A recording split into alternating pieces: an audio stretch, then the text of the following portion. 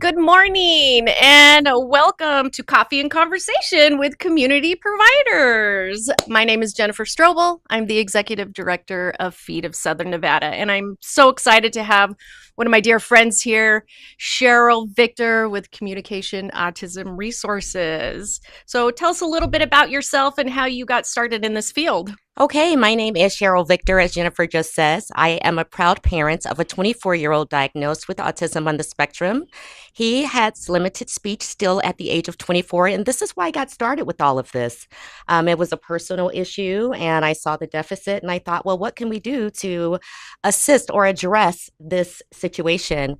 And so I afforded the opportunity to learn more about assistive technology, and I thought, wow, this would be amazing for a lot of our kids that are IDD or diagnosed autism with limited speech. And so that's why I got started with this. That's amazing. Yeah. Just another autism warrior mom taking control. I That's right. love that so much. These autism parents are so strong, and I think it's amazing. Okay, so we're here talking about assistive technology today. Can you tell us a little bit about what that is and how assistive technology could help an individual on the spectrum? Absolutely.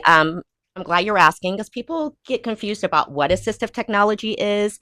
Actually, assistive technology is any tool that you can use to increase their participation or to give them a better quality of life. For example, today I have assistive technology just using my glasses. This is giving me a better quality of life wearing my glasses today. But in the area of communication, we're speaking more of like light tech pictures, high tech devices with dynamic display. So it will speak for the individual. So we're giving them an opportunity to communicate through pictures and high-tech devices.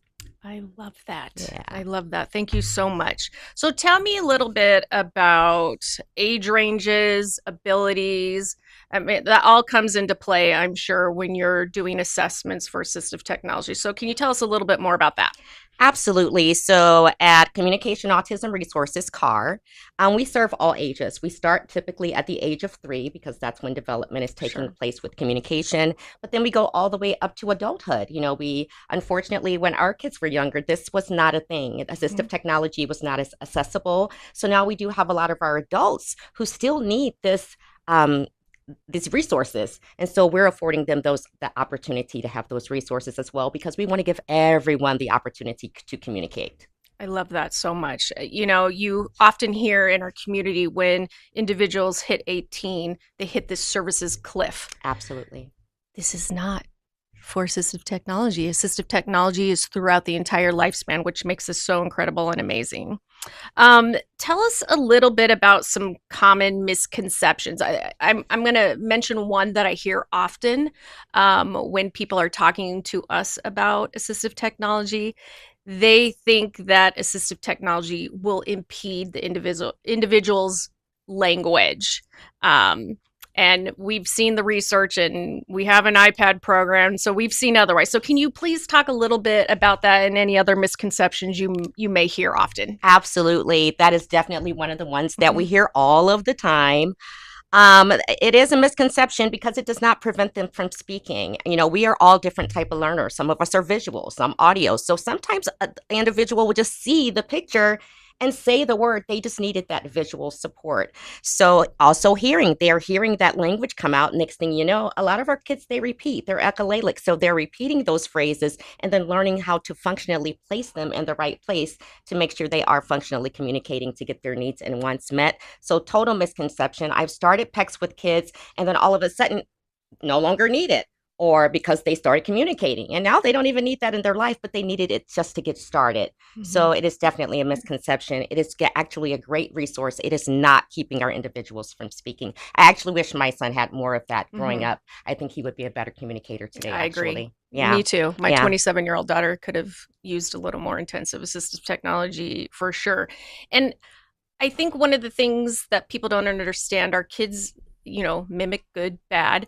And when the device repeats the phrase or the word, it's actually the continuation of hearing the words and phrases over and over is actually helping them, right? Absolutely. So although it's Absolutely. speaking for them, they're also hearing those, and hopefully they will be able to speak independently without a device. That's the goal, right? Absolutely. Absolutely. You're correct. But the second misconception I want to speak about is people think, oh, well, they have to have these certain skills before starting, or do we like for them to have skills? I like starting with light tech to teach skills because it is a protocol. However, if the individual's willing to self-select, will they be able to learn it on their own? No, but along with a team of support around them and providers, as long as they're able to self-select, then there's really no requirement in order to start AAC. And I think a lot of people are like, do they qualify? Is there a requirement? So the answer is no. There's not really a requirement. There's no qualification, Okay. but we do recommend that they do have support to help them to transition into that type of communication. Okay. So you mentioned light tech. Can Mhm. you tell our viewers a little bit about what that means? They might not know, especially our new parents. They hear light tech and then they hear iPad, and can you explain a little bit about that? Well, I'm going to preface this off, Jennifer, but first by saying you and I, or most of us, have so many forms of communication. We could text, we could talk, we can video chat, we could do all these things. So I like for our kids to have as many forms of communication Hmm. that they can have as well. I start off with what we call the light tech you spoke about, and those are pictures. They're picture symbols. And it's not just the pictures, it's a protocol. We're teaching them not to be prompt dependent. We're teaching them how to travel, how to make sentences, how to discriminate the pictures. There's so many things that go into that. So that is the light tech. So when you see light tech, don't think, oh no, we don't want that. It's just an extension of what you would use for high tech. If my high tech's not working, at least the individual can still use Hmm. their pictures to communicate. Okay. So Mhm. it can be a journey. It's not a Absolutely. race. Nope. We can start out with the pictures and evolve into, an iPad or iPod. Absolutely. Okay. All right. Thank you for clarifying that. Hmm. I know you've been doing this for a long time. Tell me a little bit, what you've seen over the years. How has it Hmm. changed? I mean, especially with technology, I was just telling somebody the other day that QR code just came out like 6 years It's ago, and true. now everybody's using Yeah, QR that's codes. true. So, can you tell us a little bit about the change you have seen? Absolutely. Now, years ago in early 2000s when my son needed it, I did not see devices. I just saw the pictures Hmm. and the light tech. But since then, it was actually 2009, I believe, when one of the popular companies, Assistive Wear, created Proloquo to go, and that was in 2009. So that really wasn't so long ago. So Hmm. we just actually started with that, and that's been a huge growth. Also, accessibility is growth. Now insurances are allowing and paying for AAC. It's out there. People understand what it is. And so I'm really happy that this has grown because so many of our kiddos need it. And it's almost kind of like Stephen Hawkins. Like we didn't know what he was thinking and what was going on until he got his assistive technology. So Hmm. same with our kiddos. When they get their assistive technology, they can now comment, tell me that the color's red, tell their mom they love them. So it's just such a beautiful thing in order for them to be able to communicate their needs daily. So, I'm going to ask you a question that's kind Sure. of off topic. Mm-hmm. Tell me what you see when people can't get across their wants and needs. Oh, I see so many behaviors. I mean, and So, not just, with our kids, like us too, right? right. Like if someone didn't meet my want and need, I would probably want to see the manager, right? Hmm. So our kids, it's a little different. They get frustrated. They they may have some behaviors because Hmm. at that moment, that's the only time they can get their need and want met. So we Hmm. want to replace that behavior with that functional communication, and that will decrease those behaviors because now when I ask for water or M&Ms, now I can get it. Now you can get Now it. people aren't guessing what I want anymore. Yeah. So it's Yeah. huge. Yeah. All right. And I love that so much. Hmm. Okay. So, if families are interested in assistive technology and say they come to you at CAR, Hmm. what should they expect when starting? Okay. First of all, we want to get to know the individuals. So the parent is a really important part of the team. So we have a parent interview because we want to get to know the parent. They can tell us more about their kiddo, and that gets us to give us an idea of who we're working with, Hmm. right? And then after that, we start trialing. We'll trial devices. We'll try the light tech and the high tech just to see where the individual is with their communication. We meet every individual at the step where they are. So I will train the parent or the team at that moment on the light tech and high tech, just so they can kind of know where to get started with the individuals. And then we're supporting the team along the way. So there will be working with their ABAs, SLP, whomever their team is, but we are there to support them with technical support. So it's a team It is a effort. team One of effort. my favorite sayings, it takes a village, and this is just one of those important pieces in that village to help our Absolutely. kiddos. Um, Tell me a little bit about any gaps or barriers you have seen. I mean, we always know funding is always a huge Mm-hmm. barrier and Mm-hmm. a gap, but can you tell me what you see from your side as being a provider? You kind of hit the nail right there. Progress has been made, but we are still seeing challenges with funding. Unfortunately, insurances are taking it, but everyone doesn't have that either. Hmm. So, depends on the rules. What area do you live in? Like all of these things can be challenging, but it is great because we are seeing more access, but we could use more. It's not like autism's going anywhere. Sure. Those numbers keep rising, right? So we would just love to see just more funding, more accessibility. But I must say, there has been more. There has been more. It's still Hmm. challenging, but I would suggest for parents to look into their insurance, look into companies as yours so they can recommend companies like ours Sure. and give them some resources in order to make this happen because that communication can change their quality of life. Hmm. I have a question which I see as a barrier oftentimes for some of our families, the language barrier. We have a lot of Spanish speaking families here in town. And I know when they go to CCSD, English is primarily what's spoken in the classroom. But what about these families that are home and the primary language is Spanish? Is there an ability or a way to have the device speak in two different languages? Is there?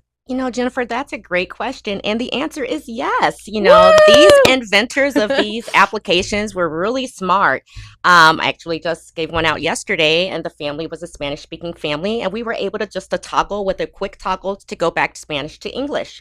So they were able to, no matter who you are, or maybe grandma or abuela doesn't speak Hmm. the language, we could just toggle that back and forth. And so the family can be supported in both languages. So that's great. And probably more than just Spanish. Absolutely. Oh, I love that Absolutely. so much. See, assistive technology is fantastic. I want to go back to what you were saying about the limited access and Hmm. providers. And unfortunately, it's the support too, just Hmm. across, even when I'm in the community, in schools, I just don't see the devices out and being Oh. used. So it's great. It would be great just to see more support from the Hmm. entire team in all environments with the Hmm. devices.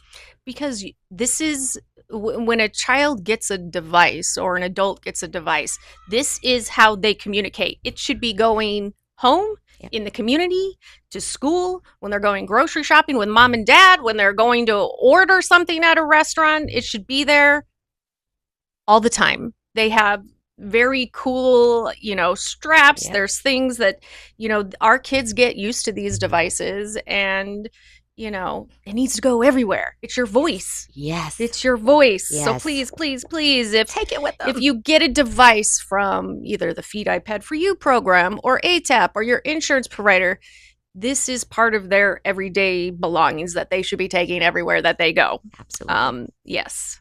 Okay. So when it comes to families, as a mom, I'm a mom, so we know we're always advocating for our loved ones, right? Absolutely. But not only do we advocate for our kids or adults, young adults, we're also advocating for the entire community. What is some tips and tools you can provide to families to how can they best advocate for their loved one? Well, for one, families definitely are their child's biggest advocate. And we know that We just know. from our experiences, Mm-hmm. right? So I encourage parents just to learn more about their rights. Get out there, learn more about Feet of Southern Nevada, learn what resources are out there. Desert Regional Center, what's available to you to help your child because it's not just at the beginning. This is a long journey from Mm-hmm. childhood to adulthood. So the earlier you get on board and start getting those services and resources, the better quality of life, not just for the individual, but for the entire family. So you're really helping your family out by just finding those resources, and knowing your rights, keeping records and being an active participant in your child's Yeah. life. And I said it before, this is not a race. This No, is a marathon, and it will ebb and flow, and there'll be highs and lows, but you got to continue to help advocate for your loved ones. So absolutely. thank you so much for explaining assistive technology, and thank you for all you do in the community. And if families are interested, in car or iPad services, please reach out to FEAT. We have an iPad for You program. And if we are not able to provide an iPad for some reason, there are other agencies that we can refer you to. Thank you again. We appreciate all that you do. Thank you for having me. It's more than a pleasure, Jennifer.